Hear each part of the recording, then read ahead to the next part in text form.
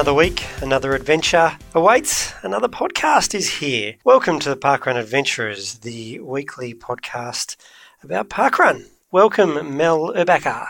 Thank you, Scotty. What episode are we up to this week? 119, our 118th episode, but it's episode 119.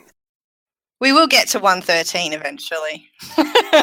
Probably. And as all good podcast listeners know, episode 119 is the traditional episode where we have a highlights package. It's where we reminisce about all the episodes that came before it. So that's what we're doing. Is that a traditional thing with just any podcast? Or Yeah, I think so. I think it's parkrun folklore that episode 119 you always go back and revisit all your old episodes, pick out the bits you liked and just replay them. Okay, did they do that on the Parkrun show? I don't recall that episode specifically being about highlights. And what happened to the Parkrun show? It ended. What do you mean? So if you don't follow the rules of podcasting, that's what happens. Got you. Okay, I'm not entirely sure that that's the reason why it came to an end, but okay. It could have had something to do with the fact that I'm getting ready to jump on a plane and I'm trying to cram a whole week's worth of work into essentially 2 days.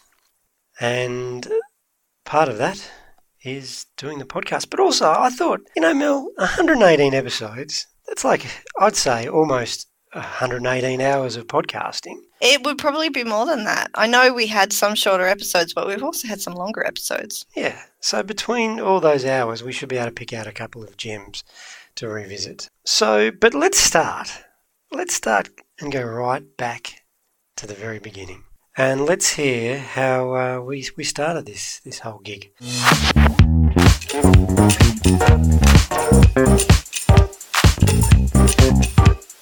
Welcome to the Parkrun Adventurers podcast, a podcast about parkrun, hosted by two people who love parkrun adventuring.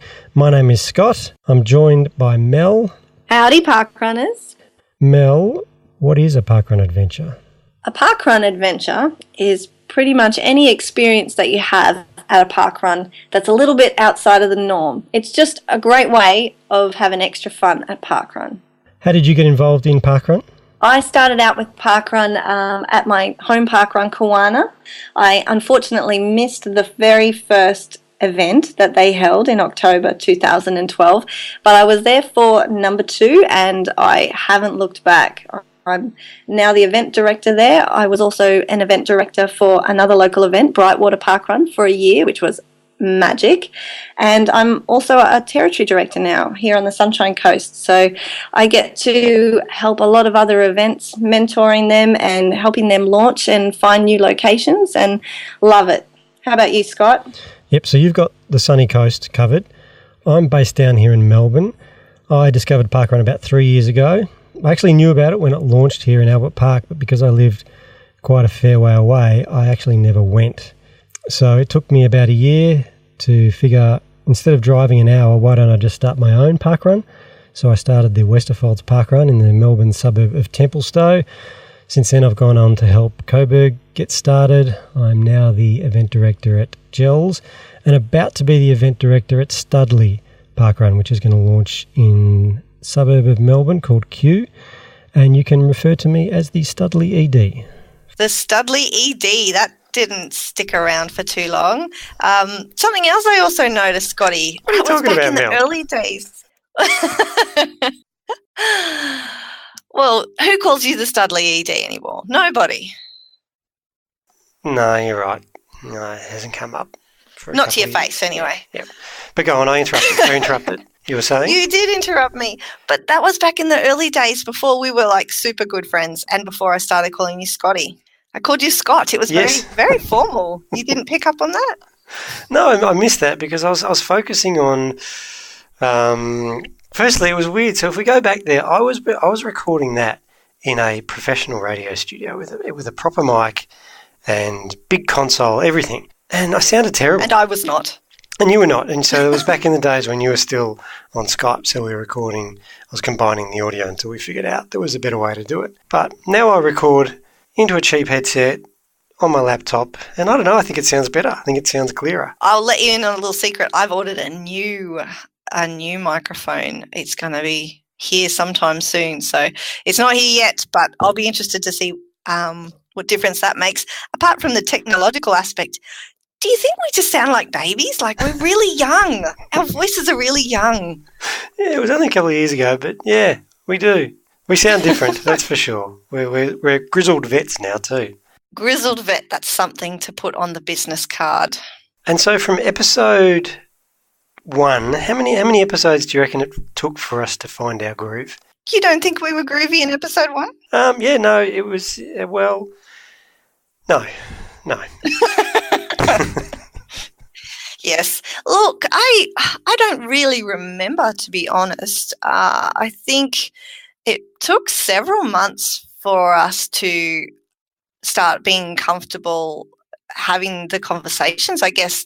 I do remember the night, like the whole Monday night would be consumed by podcast. And even if we only, recorded something that was 45 minutes long, it would still take us 5 hours to do that, which is pretty ridiculous when you think about it. And our partners are both very patient, wonderful people for putting up with that for a long time. What do you think, Scotty? How long do you think it took us to get our groove? You're right. Yeah, we did. So those first few months, probably the first 6 months, maybe even the first year, you and I were getting to know each other. And so a lot of that was happening, as you said, on a Monday night and the 4 to 5 hours surrounding the 30 to 60 minutes that we used to record. But it was a good time. I thoroughly enjoyed it. Now we just get on, bang it out, and go on about our day. But they were good times. And we had some good guests on early. We did. It didn't take us long to start getting the big guns out, that's for sure. And in the early days, what we tried to do is we tried to get a picture of parkrun from around the world. So we went and visited some of these countries. In episode 4, we caught up with Parkrun Islands country manager Matt Shields. We also visited Poland, which was episode 9 with Jakub. Yeah, where we learnt all about the parkruns in Poland, and we heard about the parkruns in 2 countries for the first time. Episode 16, we actually got to speak to Pat Farmer. That was pretty cool. He had a lot of adventures to share about. His Spirit of India adventure specifically is what we talk to him most of the time, but I do recall asking him about polar bears. That man has got a lot of stories to tell.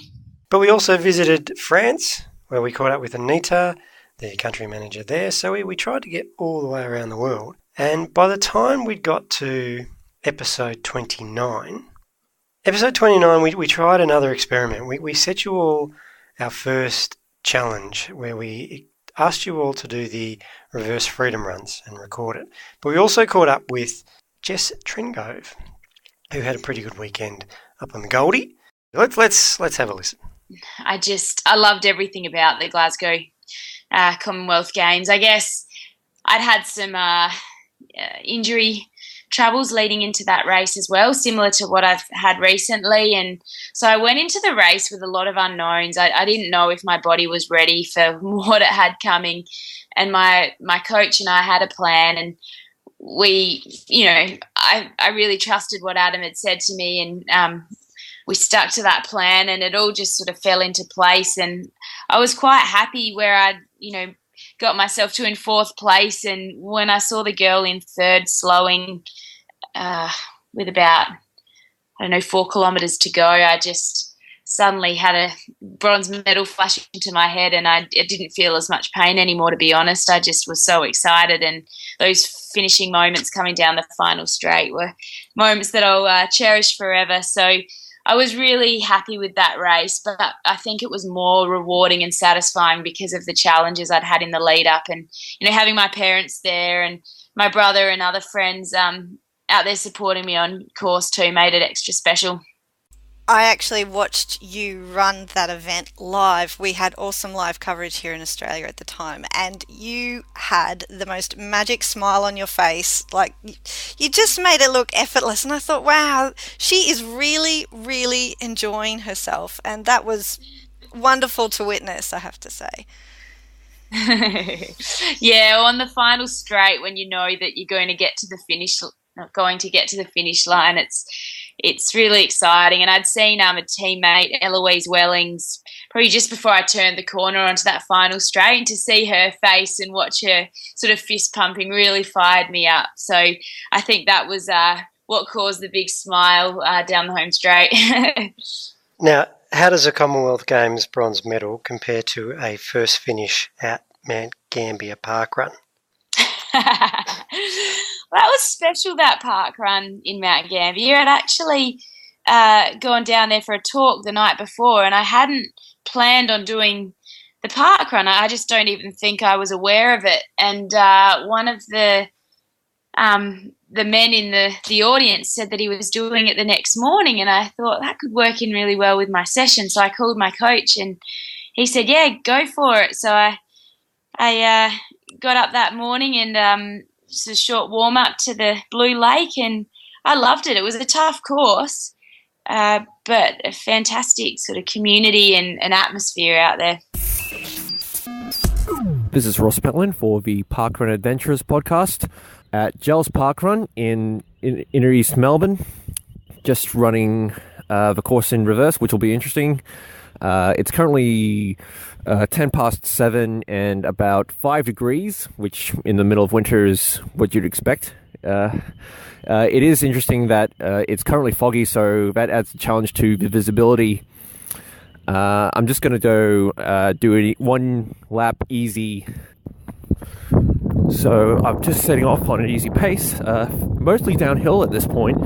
I've just had to pause for a minute just to double check which way I'm supposed to be going. I guess that's the main challenge with doing your course reverse, is that it's the same sort of area, but everything looks different, and it's trying to work out where you're supposed to go. I think I turn right here. It has been too long since we have set our adventurers a challenge that actually gets them out and gets them running and gets them reporting back into us, Scotty. I think the time is nigh. I loved our reverse freedom run little challenge there. What do you have fond memories? Because you actually went out and did a couple, one with the boss. Yeah, I did. One thing this reminds me of is throughout the whole history of the podcast is we've really tried to get our listeners to interact and contribute to the podcast, and they have done that. I mean, we've created the entire Channel 5 news crew because I think that's the magic. We always want to hear from all these different events around Australia and get a taste of what all these different courses are like, and that was our first sort of foray into it. And I give it a tick, Mel. I thought that was successful, so I agree. Let's do it again. I mean, there's no reason why we can't just rehash old ideas and get a new round of reverse freedom run. We could have another Strava art competition going on as well. I mean, there's a lot more events now that you could reverse freedom run than there were back in the day when it was episode 29. And there's a lot more events. So can we do it? Can we issue another challenge to our listeners to send in their reverse freedom runs, their experience of running their courses in reverse?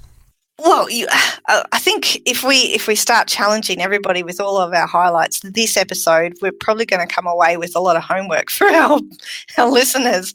Maybe we need to just space them out a bit.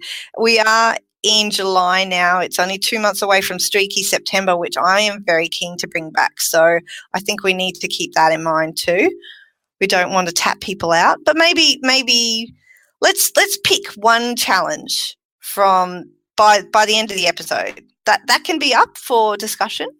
Certainly, reverse freedom runs, but there might be some other things that we stumble across along our way, revisiting some of our highlights. So let's just choose one at the end. What do you say? Okay, deal. Episode 50, Mel, was one of your highlights.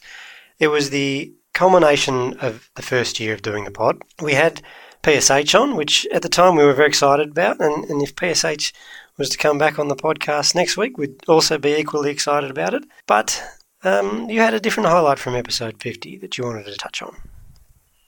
I did. It was, well, obviously because it was the end of our very first year, it was that festive period, and PSH spoke about Christmas and parkrun being a highlight for him. Like, he thinks that's the best event of all the entire year is parkrun on Christmas Day, and we both agreed with him at the time, and I still agree, because it does something to battle the loneliness and things like that.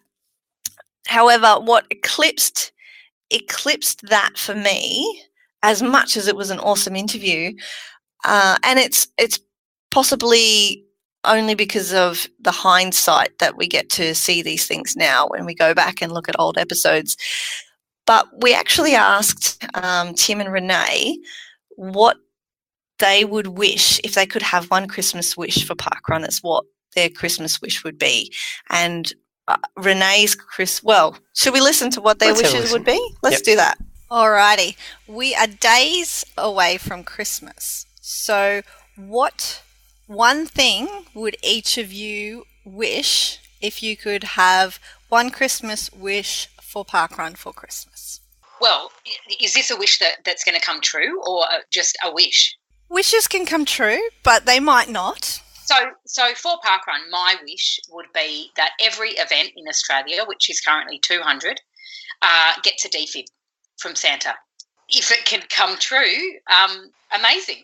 And I think my wish is sort of in that same category, Renee, in that I wish every event has a healthy festive period, meaning that there are no incidents at any of our events that would require the defib or any other significant first aid. So yeah, I'll be hoping that we get through the Christmas and New Year period with everyone in our parkrun family safe and sound.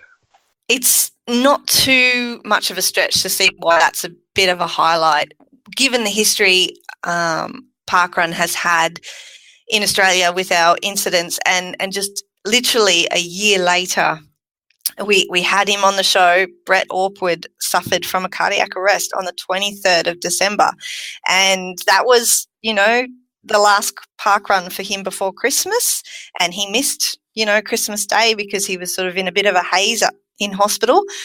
However, Renee's wish came true. She and the whole team at Parkrun Australia have made it be that, defibs are out there, and a defib saved his life. So Tim's wish came true the following year as well. Christmas episodes are always good. Should we have a listen to some of the PSH interview? Because I went back and had a listen to some of that, and that's still, that's got some pearls of wisdom in it too. So let's catch up with PSH from episode 50. Thank you, Scott. It's fabulous to be here. I feel very, very linked and tied to Australian parkruns and parkrunners, so it's fantastic to be able to come and talk to you. When you first started, did you ever think there'd be parkrun in Australia? No, mate. When I first started, I only thought there'd ever be one parkrun, and that would be Bushy Park. Most of your folks will know this, but it's worth repeating. I started parkrun because I was lonely and I wanted to make sure I saw all my mates. So the idea was have a little run, but then go for a coffee afterwards. And if I did that, I was pretty certain that I would see most of my mates every week or maybe every other week, because they would all come to this free, easy 5K run. So I had selfish motives, and it turns out that one of the best things we do is the coffee morning after parkrun. One of the things that parkrun is most successful at is not focusing on the running, but focusing on what happens around the running, the social scene, the building relationships, the supporting of each other. The volunteering is just such an amazing thing, which I have to say I didn't think about on day one, but as we decided to grow parkrun, we knew that it had to be a volunteer-led organization. So these things have just come together over time, and we made a lot of right decisions, and I just feel very blessed to be part of something that stands for so many good values. It's just, it's fantastic. What about the impact on volunteering that parkrun has done as well? So yeah, we've got these runners who have got something, but you've also given something to people to be involved in the community. Did you ever think of that when you started? Well, to be honest, right at the beginning, I felt that could be the whole downfall of the model. If we didn't get that right, it could mean that you would have to start charging people to run so that you could pay people to manage events. But it's turned out that we made a lot of the decisions were brilliant decisions. Keeping it at 5K, making sure it was always short, an hour's worth of work, giving the teams accountability and responsibility, helping them grow their skills, all those sorts of things. As it turns out, there are many organizations who would like to copy what we do, and I've been and spoken to many of them, because clearly we would love it if more organizations were able to be as effective as we are with volunteering. But there's just something that works. We are unique in that it really, really works for us. It doesn't always work for the swimming association or the golf or the tennis or so on. So it's probably one of the most important things that we do for society.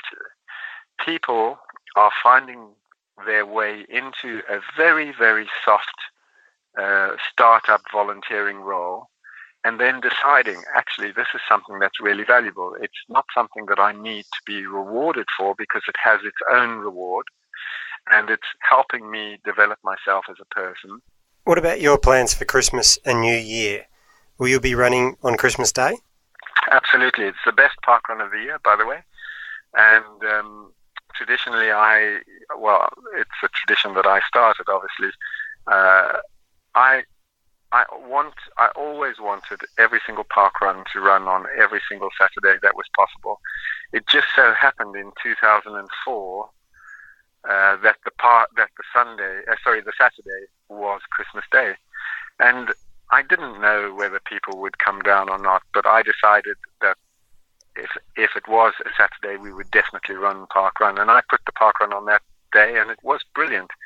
And they continue to be the most exciting day of the year to run.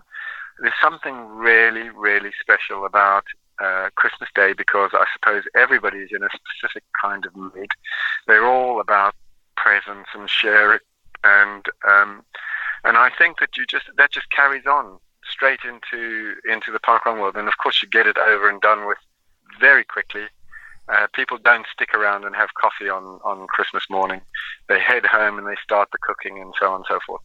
But it is by far the most exciting day to run a park run, and it's one of those days that you just remember for a very long time. We've actually had PSH on the show a few times, not directly in an interview with us, I should say. The very first time was early on in like episode 2, where he had a little piece of, what would you call it? Not an announcement. He sent some well wishes. Yeah, it was a message. He sent some well wishes to Norm, who became the oldest park runner in the world to reach 100 park runs. And we had him on that week, and so we had the message. But another time he was on the show was when PK, our Channel 5 news crew member, went over, he did his pilgrimage to Bushy Park, and he managed to catch up with the man himself there. G'day there, Scott and Mel. It's PK_PK, checking in from the home of parkrun, Bushy Park. Yep, made it over here to the UK. It's a glorious sunny day here in whatever suburb it is. We've just been on the train here. We actually caught a train with some other random park runners, and then shared a cab here, because some bloke came up and he said, "You going to park run?" I'm like, "You bet we are." Anyway, we're here. Enough rambling. I'm going to go and see if I can meet a few people. It's actually parkrun's 12th birthday. As many of you know, the International Parkrun Day is today. And what a great place to celebrate it. So here we are, and I'll go and chat with a few people. Cheers. Okay, would you believe it? I'm standing under the parkrun tree with not only the amazing man who started parkrun, but the man who started parkrun 12 years ago. That's right. Paul Sinton Hewitt. That's correct. Hi, nice to be with you. How are you, Paul? Mel and Scott would no doubt be sending all their very best happy birthday wishes to you. And thank you. Well, actually, thank you to the whole of Australia. I'm so looking forward to spending about 6 months travelling through Australia, coming to each and every parkrun event. Really? Yeah, in the next year or so. Wow, that is brilliant. Well, you have to make sure you come over to Adelaide or South Australia and come to the Mount Barker Parkrun if you can. or one of the park runs in Adelaide anyway. I'll be making an attempt to Yes, go of to course. every single park run. Wow, that is brilliant. Good on you. Well, thank you so much, and a good day today. How many people do you reckon you had here? It's about 1,200, I think, Okay. at this event. Fantastic, and a great way to celebrate. I just spoke to someone who did their 300th. she was pretty stoked, as someone. But the whole thing about it, I just felt very emotional, and I just wanted to say thank you on behalf of all the parkrun adventurers for creating this amazing thing that is a very simple and easy thing, but you've certainly changed so many people's lives. Thank you so much. It's a pleasure. Actually, my heart goes out to each and every Australian. I have an Australian passport, so I have a great affiliation for Australia, and especially to Tim Oberg and the team who get Australia running, and it's just brilliant. So thank you, and thank you to every park runner out in Australia. Oh, well, thanks so much. Well, that's it. Not a bad way to finish my day here at Bushy Parkrun. Saying g'day and thank you to the guy who started Parkrun many years ago, 12 years ago now. All right, let's go and have a coffee.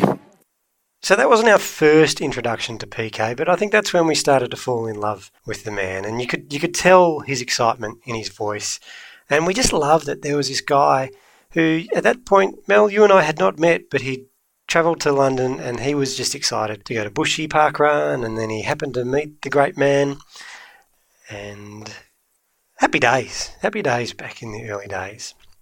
But there was another man who is quite linked to Bushy Parkrun as well, and we had him on. What episode was that? That was episode 37. Mr. Danny Norman. Yeah, I think to this day is probably still our most downloaded episode. You know what I really remember, and it possibly didn't come through in my voice. I was trying to contain myself, but I was having such a fangirl moment when we had Danny on the show. I think you may have also been having a fangirl moment, Scotty. Yeah, well, it was back in the day when the reason for starting the podcast was because we missed the Parkrun show, and I joked at the top of this program that was the reason why it didn't stick around, and it was a very sad day when it ended. And to catch up with Danny and have a chat about all things Parkrun and podcasting, dare I say it again, Mel, it was a real highlight. So ever since my very first parkrun, so when I finished the parkrun, got my little Nokia phone out and I called my mum and I said, "This is an amazing idea. I love it. It's fantastic. It's brilliant." It was my first official 5K with a result, if that makes sense. I had never raced a 5K. It wasn't a race at the time, and it still wasn't a race, but meaning I hadn't done the 5K distance and officially got a result from it. And I really enjoyed it. But aside from that, it was the fact that it felt so something special about it. It really dawned on me. Anyway, but because of that, I became very interested in how it worked. So I basically got to know the systems and how it worked. I was interested about how the results played out. But then I asked and got to know about PSH. And so I was always very much nosy and wanting to know certain things with parkrun. And the reason how it then expanded out to do the podcast, to cut a very long story short, that I was involved on the Bushy Parkrun committee, that I would do various roles, but one of the chief roles that I'd do the Bushy Run Report. And I would do the Bushy Run Reports. And I remember at the time, the run reports that used to be produced were, I guess you guys, well, you still see that as in the events, that the results that come out, they are the copy and paste 1, 2, 3, 1, 2, 3, age grading 1, 2, 3. These are the stats, and they were plunked out there, and they were very boring and nobody looked at them. And PSH tasked me with writing the run reports, and I'm not really holding back. And so I used this opportunity to try and put a creative and a spin on it, but also make it that people read it who weren't at the event, who weren't really parkrun, and just make it an enjoyable read. And when I was doing this, it panned out that the person who was reading these run reports up in Leeds was your interview guest, which will be a couple of weeks ago, was Tom Williams, the COO now of Parkrun. And he would read the run reports and he would enjoy them. So as it panned out, Tom had an idea to do a parkrun podcast. So I was always in his mind to do that. In terms of employment side of things, I wasn't employed at the time when I first started. The podcast did start in, I think, a couple of weeks after I left one of my previous jobs, and then I became employed by Parkrun a little while later, but it was never really an employment. In fact, I was never really solely employed to do the podcast. And so you did it for a number of years. You started out with Tom and Martin, and then you added a few co-hosts throughout the time. Yeah. Did you have fun? I did have fun, and so the reason why Martin and Tom were involved in the early days was it was their second venture. So Marathon Talk they'd done and they'd established for a little while, and they wanted to do the Parkrun podcast, but they wanted to make sure it was put out in the waters appropriately, and because they had a bit more experience, and I was very, very nervous at the time, they guided me out into those podcast waters, and then bit by bit, Martin sort of dropped off a little bit, and then Tom dropped off a little bit, and it was quite hard to do 3 people at the same time, we felt.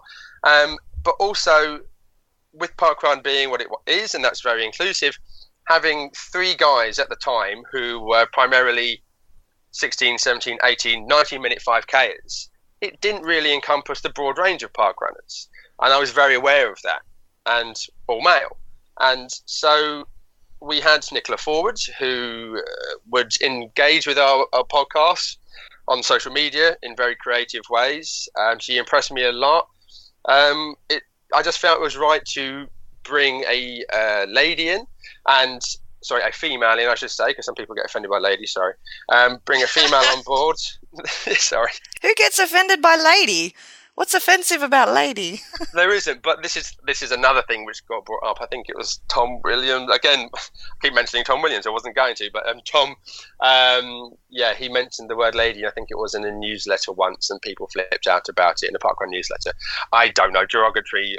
I think it's being chivalrous myself, but anyway. So I brought Nicola in, and also Nicola wasn't very fast.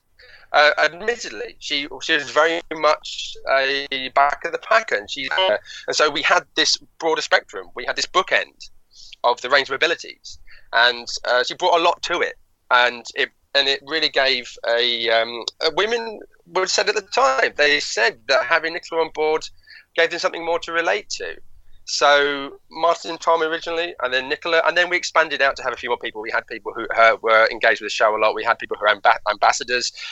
We had Dennis Brandrick, who offered his services when I was going to take my first break. He did the editing for us, and again started to branch out and just give a bit more of a reflection of Parkrun as a whole by having these varieties of people from around the UK as well. It was so good to hear Danny's voice back on any kind of podcast. So we were very excited and happy to have him. And, you know, it just goes to show it's like a moment in time in history.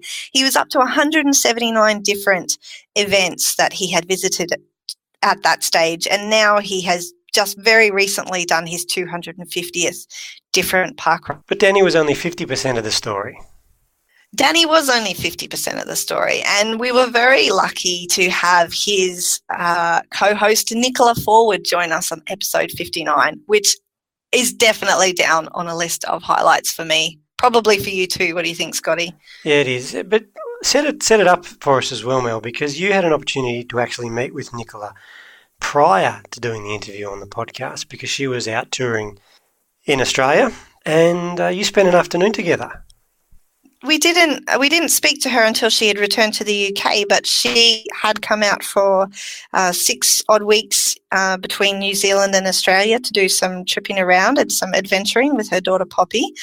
And I mean, let's have a listen to it now. It was a little bit different in that she was very, well, I mean, not that Danny wasn't real, but Nicola was very real, and she had been through some tough things since the podcast had ended, and, you know, she didn't hold back, and she was very honest and open. And I think that just, I can't even find the words. I still feel a bit emotional about it, but maybe we'll just listen.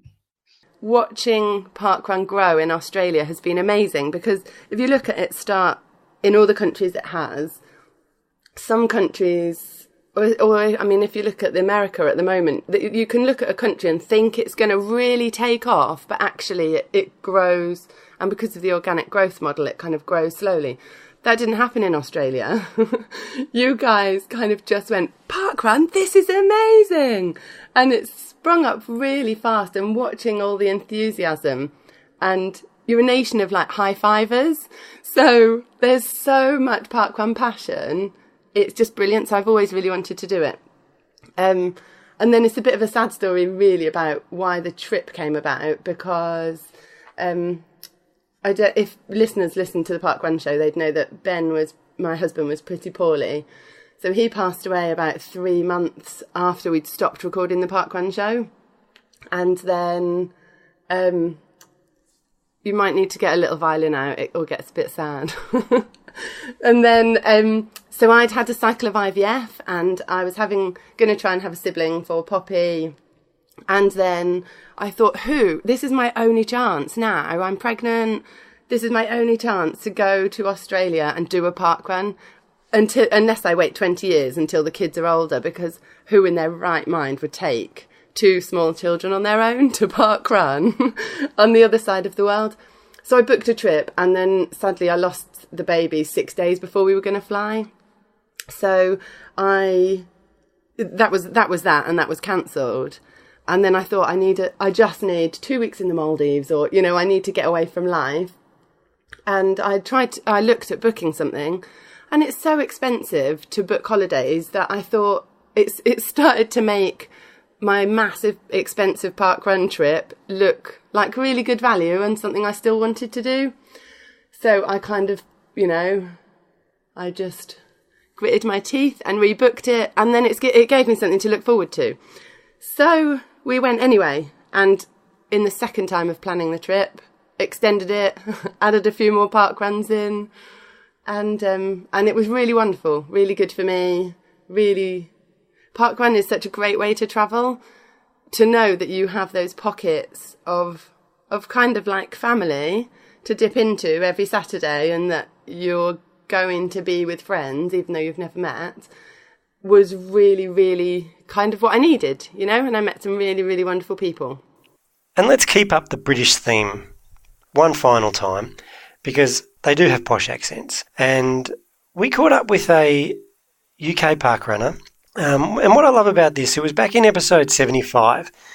You came to me with a story about a run director at Cannons Park Parkrun, going by the name of Sean Sutherland Kirby. And at the time, I didn't know anything about it. And I'll be honest, I was like, oh, okay, all right, let's go with this. And he came on the podcast, and he was just so candid, and he was a great storyteller. He was really easy to listen to.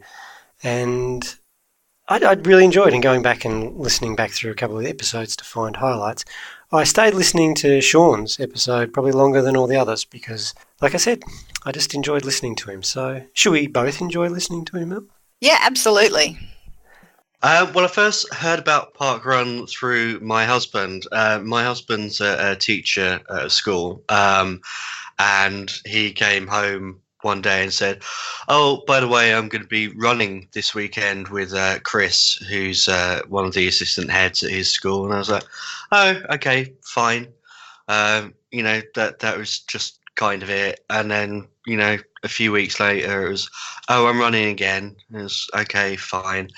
That went on for a few weeks. And then it turns out Chris, who's a fellow Aussie, by the way, was setting up Cannons Park Parkrun and was doing the kind of initial setup run and needed volunteers. And Andrew said, oh, I've been running this thing called Parkrun and we need volunteers and you're doing it. So I was, great, okay, what is this thing? And just showed me the website, and I went on and had a look, and I was, great, I have to be at a park in October at 7:30 in the morning to go and have a look around this course. And, he knew how to get me down there. He promised me breakfast at the cafe afterwards. So, I went down there, had a look around, and I just volunteered that first time, and I just enjoyed being down there and meeting new people. And at the time we were living in a flat that didn't have really good access. I'm in a wheelchair, so I was pretty much housebound at the time. So Andrew was working full time. I was stuck at home. I'm working as an artist from home. So I was just sat at the computer. It was me and the cat. And and that was really my life. So parkrun came up, and it was a chance for me to kind of get out and meet new people. And it's been great just kind of getting out and each Saturday and seeing new people and kind of having this group of people to go to each Saturday. And yeah, it's been a new challenge and an adventure each week. It's been brilliant. You were lured to parkrun through breakfast. Yes. Exposed to the active lifestyle, but you volunteered for quite a few months until the weekend recently where you took part in your first parkrun in a wheelchair. How did that go? Yes. It went really well.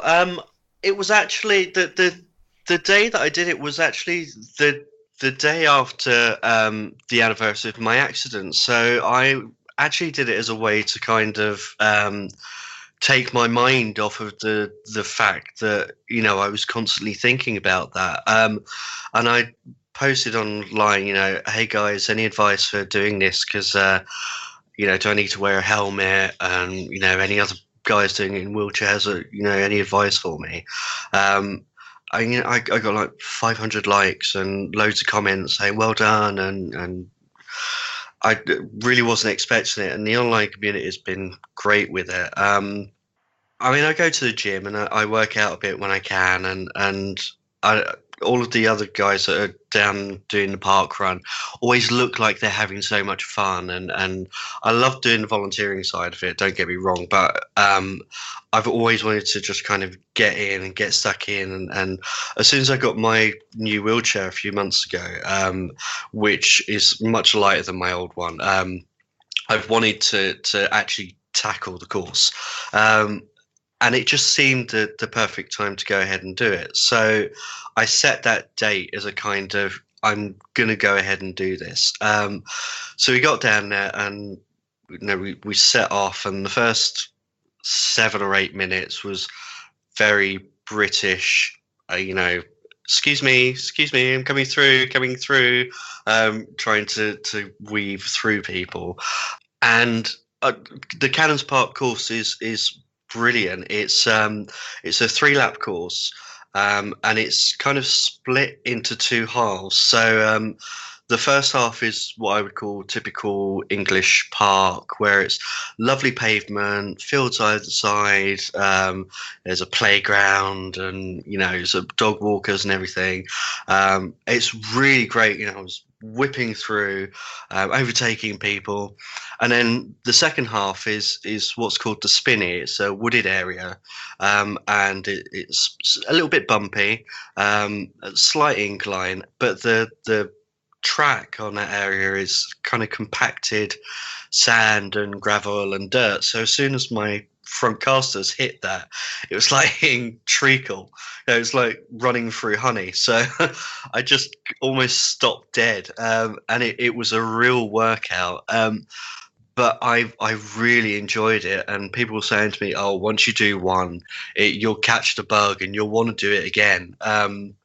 And I think I did the course in 45:09. I mean, I wasn't smashing any records by any means, but I got to the finish line, and people were cheering, and, you know, it was that real, you know, parkrun family, you know, warmth. And I got my token and did my scanning and everything, and I just wanted to do it again. So Sean reminded us of the inclusiveness of parkrun and how everyone is accepted and it's everyone's happy place. And it puts me in my happy place every Saturday morning, Mel. But something that may be the highlight of the podcast so far. We talked about it for so long. We teased about it on numerous episodes, but we finally got around to launching our quiz. Which didn't happen until August. So it was initially going to be March Madness, and that's true to form. We got around to it by the time we got to August.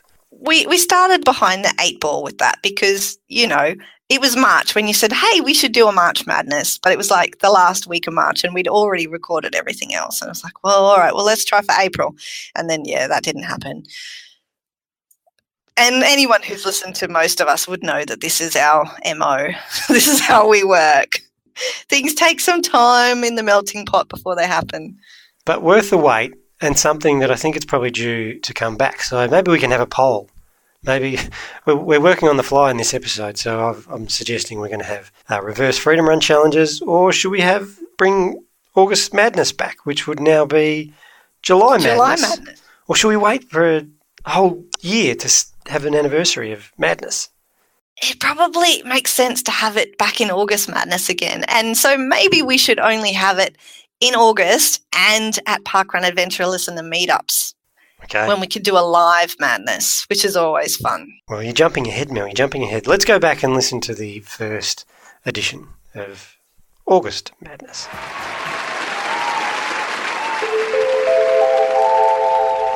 We've been teasing for a long time. I've been teasing for a long time for August Madness. It was originally going to be March Madness, May Madness, April Madness, but we've finally got to it.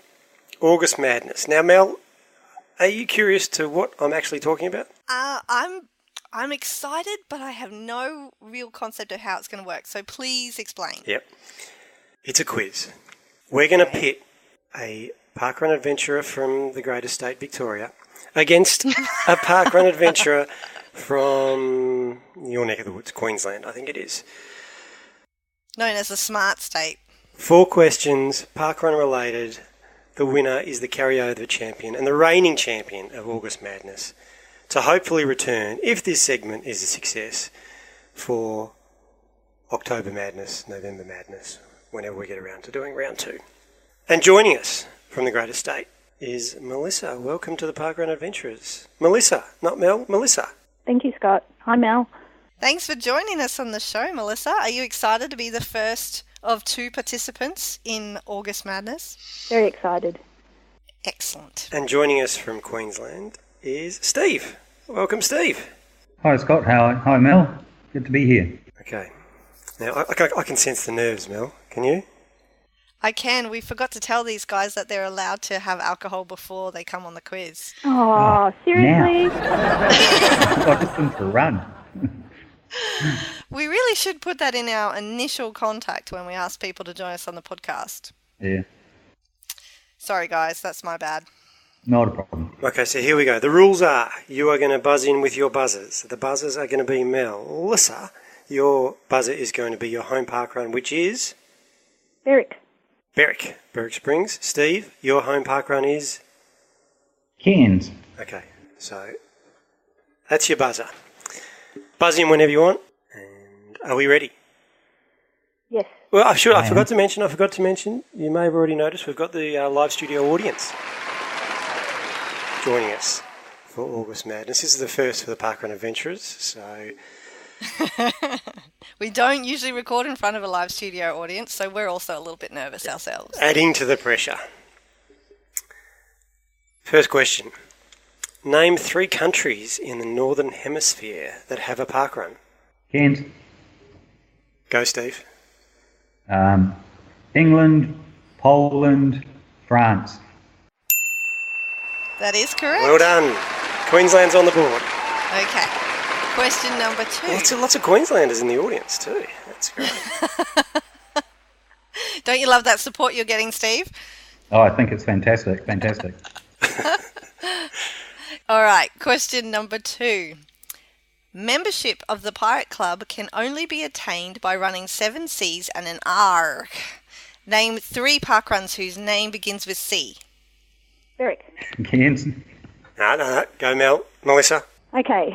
Castlemaine, Chelsea Bicentennial, and Cairns.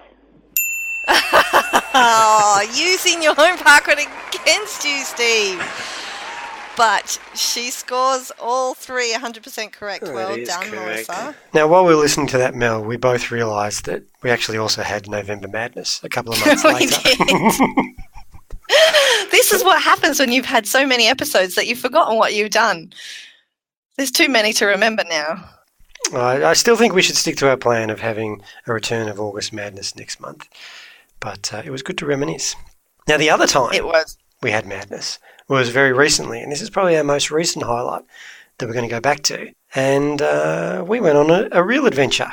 with some other adventurers. And we had a live outdoor studio audience. Yeah.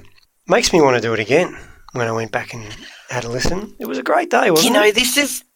It was awesome. It was so much fun. And this is something I was thinking about during the week as well to bring up with you. I wasn't going to do it on the podcast, but, we're having the conversation. So let's have this discussion now.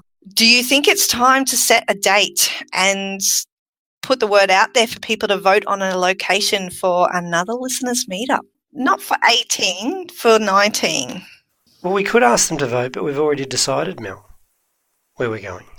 Have we, though? We have. I have. You have. All right. Did we announce where that was going to be? No, we didn't. On a previous episode? No. Maybe if you went to the very first listener meetup, you might already know. But to the other 1,500 listeners who didn't go to the listener meetup, they might be interested to know where we're going next year. So maybe the conversation just needs to be about the date then. Should we vote on the date? Because it's going to happen, isn't it? Yes, it is. It's going to happen. I've got a better idea, Mel. On the weekend at Juniors, I caught up with the great, the one and only Gary Murphy.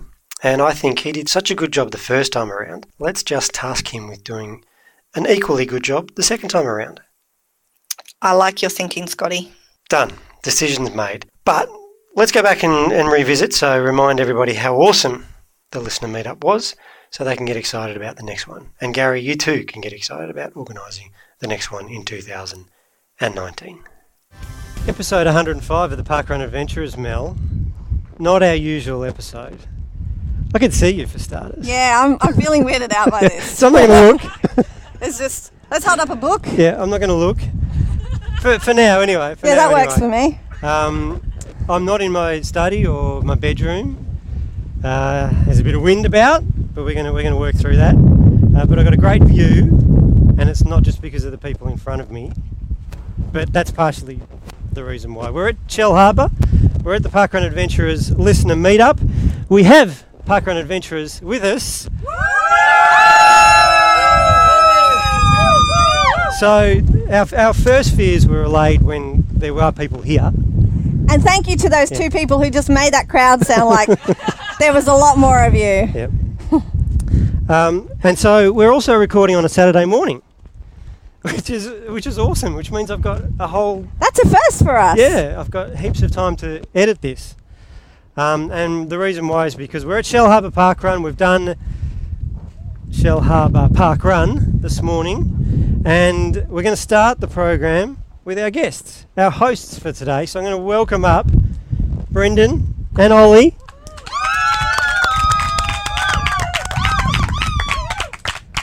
And we're going to learn more about Shell Harbour Parkrun and these two gentlemen who run the show. So I'll give Ollie the mic. Introduce yourselves. Hello everyone, I'm Ollie. And I'm Brendan. Now, this is your home event, so technically Brendan is our event director. But that's correct, but Ollie is our right-hand man here, and without Ollie on our core event team, Shell Harbour Parkrun would not be able to take place every week. I've never publicly said top three, but and I'm not going to publicly say top three. But my goodness, you're showing off. This is, I mean, you guys know it, don't you? This is like one of the best parkruns going around. We certainly love it. We were stoked to have you here. Shame there's a bit of wind, but beautiful day to get to share it with you all. Wind is good, perfect running conditions. And it's nice to make the unofficial top three. No, it's in contention. It's not unofficial. And we're definitely blessed to be here within the Reflections Killalea State Park. We've been here nearly 4 years now. The park management have been on board since day one and have improved the park and the park run in that time, making the course friendly.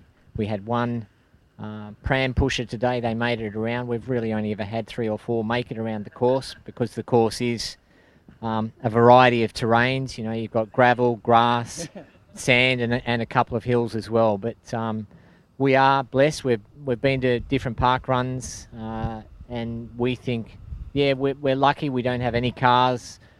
We aren't allowed to have dogs here, and it is one loop course. So, we are different to a lot of park runs, and we think we are unique, as most park runs are. But we are blessed to have Killer League here. Well, we felt blessed to be here, Brendan, especially because who knew there's a beach, a Mel Urbacher beach, and there's also a Scott Trickett Bridge. Apparently. So... there's Gary Murphy. He kind of is obviously the king of the place, though, because he got 2 hills. You know what listener meetup reminds me of, Scotty? The good old way back when, in episode 44, when we spoke to Bruce Fordyce, and he got us super excited about South Africa and wanting to do our first Parkrun Adventurers Kontiki-style tour over to South Africa. That's another thing we need to get organised. I wonder if we could ask somebody to put their hand up to do that. We'll just delegate all these adventures to our adventurers out there. Yeah, because I reckon that can work, Mel, and it would be a lot of fun, which is what we're. It would be huge fun, huge amounts of fun. I've never been to South Africa. Have you? No, I've never been to South Africa. But you know what? And another reason that I was probably twigged off to thinking about this was that apparently last week we pronounced one of the event names that was having a launch wrong, and heaven forbid, we've never done that before, have we? So, but it did make me think of the South African accent, because apparently Merriwa, which is what we said, is pronounced as Merriwa. And Merriwa sounds to me like the South African pronunciation of it. Like how a grudge is a place to park your car. That's not South African. You didn't South African all wrong, Mel. You sound like a Kiwi. Hey, I'm South African. You're being South African, are you? Yep. Okay. But Merry War? Really? We got that wrong? Well, yeah. I mean, it's not spelt the same way as War Hope, but, I guess there's a lot of ways to spell war. I'm still not convinced about War Hope, by the way. There's no way that town is called War Hope. Good old Wachoppy. Wachoppy. But, getting back to Bruce, everyone loves Bruce. Everyone is really excited to meet him. I mean, he's a legend in South Africa, but I think lots of runners know the story of Bruce Fordyce. And the man can talk as well, as we discovered in episode 44. Our favourite one, by the way, I can tell you this story. It's a divine story. I'm going to forget the actual name of the English parkrun, so they mustn't sue me. But it was something like Huddersfield, and it was the middle of December. And we were starting our Nkomazi parkrun, which is just outside Kruger Park in this township called Nkomazi, as I said, bordering on the Mozambique border. And we were just picking up the various tweets and messages coming through. And so we got this message from Huddersfield that arrived and said, "Come on, everybody. It's a beautiful winter's morning. It's only -5, and there's no black and there's no black ice. There's no black ice, so it's safe the whole way around. And somebody thinks they saw a badger." So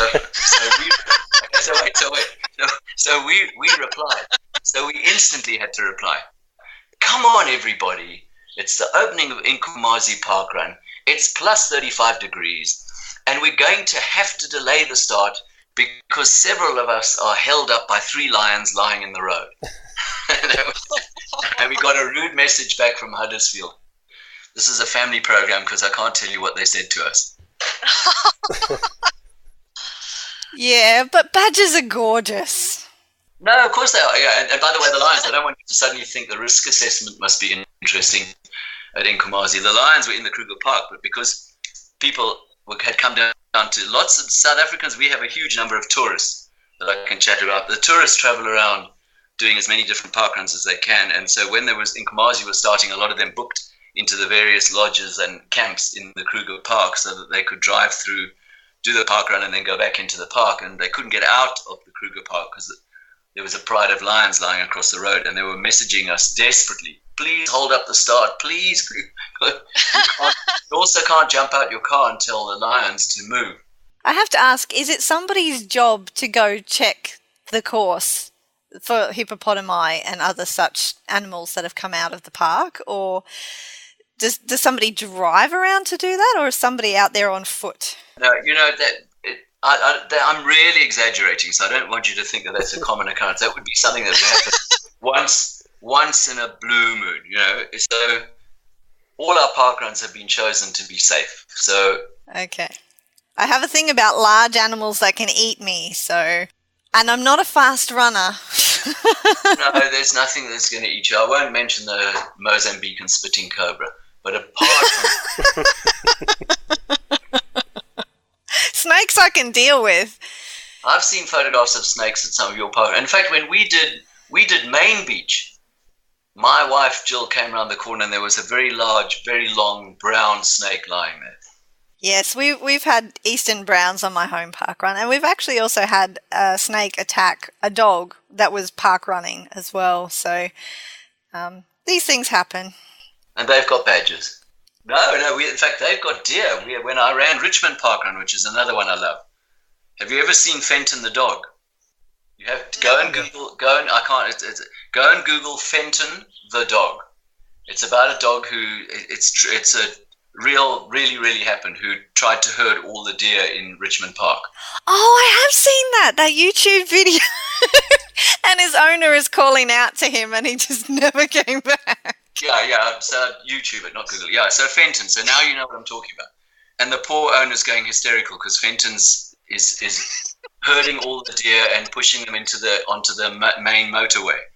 And he's desperately trying to get Fenton. But Fenton's a sheepdog, so Fenton's doing what he's been bred to do, and he's nipping at the deer's heels and getting them all to be in a neat little group, all 150 of them, and then herd them across the highway. So I was running Richmond Park Run and doing it seriously. And once you get into the older age categories, the competition can be quite intense. So the moment I see another balding, grey-headed guy, there's no way I'm going to let him go past me. So we've got a group of about 5 or 6 of us hurtling along as fast as we can in our age category. And suddenly, right through the middle of us, 5 deer just went bounding right through the middle of us. I mean, if they'd hit one of us, it would have knocked us out. And anyway, everyone said, watch out, look out, look out. And then we carried on racing. And suddenly it came back into my mind, how am I going to get rid of these guys who I'm racing with? So I just shouted out, Fenton! Fenton! And they all started laughing so much that I got them. I got away from them because they couldn't breathe. They were laughing so much. Well played. Yeah, great. I'm cunning. Now, you see, Mel, this is why I'm even more convinced that we need to get this Kentucky tour going. Because I think South Africa, they're a bit different. They just do things a little bit differently. They are. And that's good, in a way. It is. Every country has their own stamp on parkrun, I think. Now, we've probably got time for one more. Because I'm a gentleman, I'm going to leave it back to you. And hopefully, fingers crossed, this highlight may be linked to next week's episode. I'm not going to say any more. Take it away. Well, in that case, Scotty has agreed to sing again in German because my highlight was episode 99. No, that's not what you're supposed to say. I specifically said no to episode 99. All right. I will skip over episode 99 then. But I do want it noted for the record that is still my highlight of all time and brings me much joy every time I think about it. So thank you, Scotty. However, we're travelling back to Australia again and onwards after that to Germany because you know what I really love? As much as we talk to some of the big wigs and some big name people from time to time, Scotty, I love talking to the real people as well, the real park runners who just have special stories or share special moments at parkrun on any given week. And the next 2 people that I think we should have a listen to, and the final 2 to head out our highlights for the episode, are Martin and Svenja Beck, who, well, they're now the Becks, but they weren't when we first spoke to them in episode 68. Hey, Scotty. Hey, Mel. Thanks for having us. We're excited to bring some German accent to the podcast today. Oh, we love it. I don't think we've had any Germans on the podcast yet, so this is a first. Yeah, and the last, hopefully not. Hopefully not. Yeah, we'll get to that. But let's get to Saturday, because Saturday was a big weekend for you guys. You both hit your 50 milestones, which is good enough, but it's not good enough to get on the Parkrun Adventurers podcast. You did something else. Do you want to tell us what you guys got up to? That's right, yeah. I proposed to Svenja on the weekend as part of our milestone celebrations. So that was obviously a surprise to her. I wanted to propose to her at a special place that meant something to both of us. And yeah, then it was an obvious choice to do it at the Chels Parkrun, which is our home parkrun and a fantastic parkrun anyway.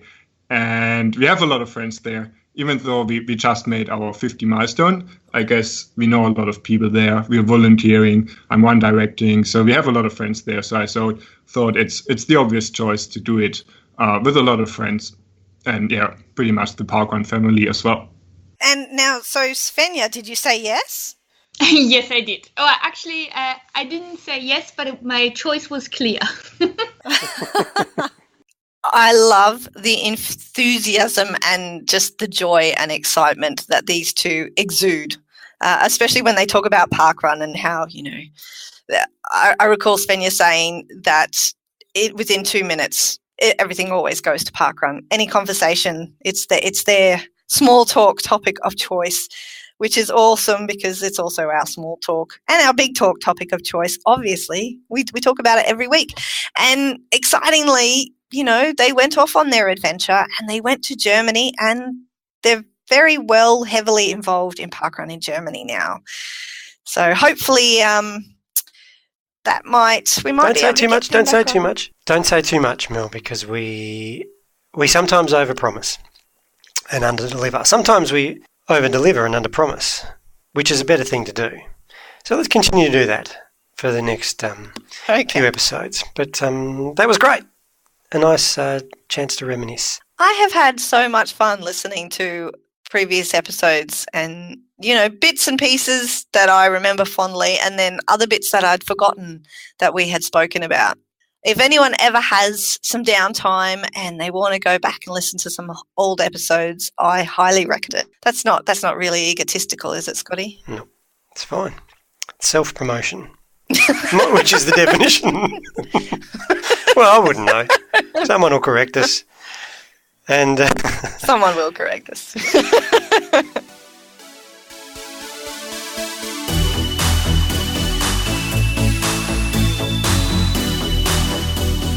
Good morning, Parkrun Adventurers. It's Melissa here, reporting from Warragul Parkrun. There's no birthday here today. There's no launch. It's just a regular old day at Parkrun, and I'm actually walking with the tail walker, David. Good morning, David. Good morning, folks. And thank you for volunteering today. David, what brings you to Warragul Parkrun? Well, I had a friend of mine that was in Parkrun at the very beginning when Warragul started, and he kept urging me to come along. And by about the end of October 2015, after I've been going for about 6 months, I thought, can't stand him pestering me all the time. I'll just go along once just to humour him. And I came along, and I came again and started getting the parkrun bug. So 100 parkruns later, I'm still here. That's a fantastic story. Have you done any different parkruns? Yes. When I got to 100, I had 90 in Warragul and 10 away. And at different other places, of course, Bendigo, Coomwarra, Pakenham, Chels Park. I did one Newborough, a place in Melbourne which I can't remember how it's pronounced. And I've done Bendigo about 4 times because we've got my wife's parents up there. It's only about a 5-minute walk from where I stay to get to the parkrun. So any time we're in Bendigo on a Saturday morning, I kind of like getting up there. That's fantastic. It's nice to get to the local parkruns when you're on holidays. And have you done a few different volunteer roles? Yes. This is probably about my 15th or 16th volunteer as well. So I'm pretty happy about that. I enjoy the volunteering, especially what I'm doing today, because you can get to go in both, be a tail runner and a athlete. But I've done most of them, and I really enjoy it. And can you tell us about any interesting things that have happened to you while you've been volunteering? Oh yes, one day I was tail running, and the people that were coming last was Grandma pushing a pram, had a little girl with her, which was her other granddaughter, and we were going along nicely until the granddaughter saw the playground that we have halfway through the park run, and she said, "Oh, could I have a swing?" And Grandma said, "Is that all right?" to me. And I said, "Oh, that's all right. Have a little swing. That won't be a problem." She kept going and going. She was on the thing for about 20 minutes. And while she was on the thing, I thought, well, what am I going to do? So I got on the other swing. And anyway, it was quite a sight to see tail runner on a swing. And what's going on here, you know? So she finally went back to walking again. And we get to the finishing line, because we've got to go twice around. We get the finishing line first, and then instead of turning around and going back and finishing the 5K, the little girl said, "Oh, I'm tired now, Grandma. I can't walk anymore." So they finished. Then I was all on my lonesome, and probably about half an hour behind the rest of the field. Anyway, when I get to about half a kilometre away, they sent out somebody looking for me. They thought the poor old tail runner had got lost. So I had to jog the rest of the way back, and I still finished about 20 minutes past everybody else. So on the statistics that particular day, it didn't look very good that the tail runner was 20 minutes. I didn't know they were going to drop out. No, that's just one of the joys of being the tail walker. We have to adjust. Yeah, and that was the playground. That was the playground that we're currently walking past that people can't actually see. And you've had a bit of a journey yourself with your getting fit. Oh yes. When I first started, I never considered going walking 5Ks. Early days I do that around the golf course, but I've long since sort of not playing golf regularly and staying on the weight. I got to about nearly 130 kilograms. I got down to about 125 when I started parkrun. In about 6 months, I got down to about 107, and I've sort of maintained that weight, which I need to lose a bit more, but it was fantastic, that motivation to it encouraged me to exercise, not just on a Saturday, but throughout the week. Yep, get fit and healthy. Yeah. And so I attribute that to parkrun. Also, one of the things that I had is, since I was about 40 years of age, now about to turn 64, I had been a gout sufferer. And I think my gout has improved too with the additional exercise.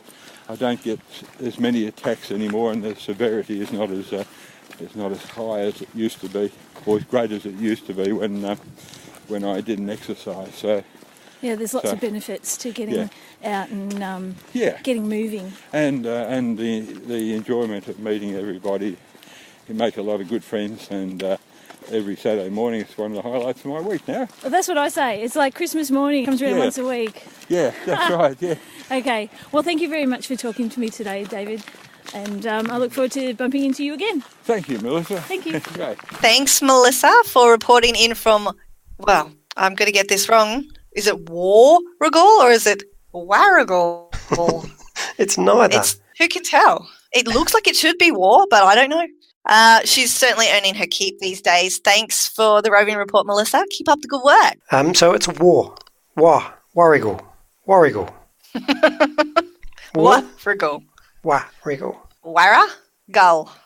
Warragul. No chance of mispronouncing the launch this week in New South Wales, in the town of Woy Woy. So nice they named it twice, apparently. We've got a few anniversaries as well. We've got Atherton in Queensland, Averley in WA, Cobram in Victoria, and Strathalbyn in South Australia. The Poem Zone. The entry for this week's Poem Zone comes to you from New South Wales, where Simon Mackley has put fingers to keypad or pen to paper and he's written a little bit of an ode to Scotty. So I'll read this one out. Shall I, Scotty? Good on you, Simon. Go, Mel. Okay. Hopefully I do this justice for you, Simon. There once was a man from Westerfolds. A 21:05 PB he holds. Although no marathon this year, the PB is threatened this year. Well, how was that, Scotty? Well, the year and the year don't rhyme. But well, they do rhyme. Well, they rhyme. It's the same word. It sounds the same. But also the last line is factually incorrect. The PB is not going to be threatened this year. So, Simon, you're going to have to go back to the writing desk and try again, I think is what Scotty's saying. No, I loved it. It was my favourite poem so far. And because now we've got the new theme music and we don't want the segment to have a die a slow death, we're only going to have one poem a week in the Poem Zone. So keep them coming. We've done one for you now. We've done one for me. So now people can be really diverse. It's open slather, free reign. Poem about whatever you want a poem about. Mel, I've got a plane to catch. Literally, I've got a plane to catch. So I think we need to wrap up episode 119. Packing to do and... I was very organised. I packed on Sunday. Well, what have you been wearing for the last 2 days? I've got more than a few pair of shorts. This was my dilemma. We're going over there in summer. It's a summer. I'm going over there. It's a summer, but it's an English summer. Mm-hmm. It is. So that only lasts for 1 week, and temperatures typically represent our winter in Australia. So anyway, I've packed a few pair of shorts, but I've had to pack a pair of pants, which is going against everything that I believe in. But there's a dress code required. I think. If it was everything that you believed in, Scotty, you wouldn't own that pair of pants. So society pressures me into wearing these pants, and I don't like it. I'm going to rebel against it, and I'm going to start up the Shorts Appreciation Society, Mel, so it can become a real movement. The SAS. Yes, I've turned my... For men with sass. For men with sass. It's the Shorts Appreciation Society. Look for it on Facebook because all good activism movements need a good Facebook page. I've converted my running club into a real thing. The Shorts Appreciation Society is going to be a real lobby group. Stay tuned. But on that note, Mel, you've got a crying baby. I've got a plane to catch. I'll speak to you in a different time zone next week for 120 or 113th episode of the Parkrun Adventures podcast. I look forward to it, Scotty. Talk to you then.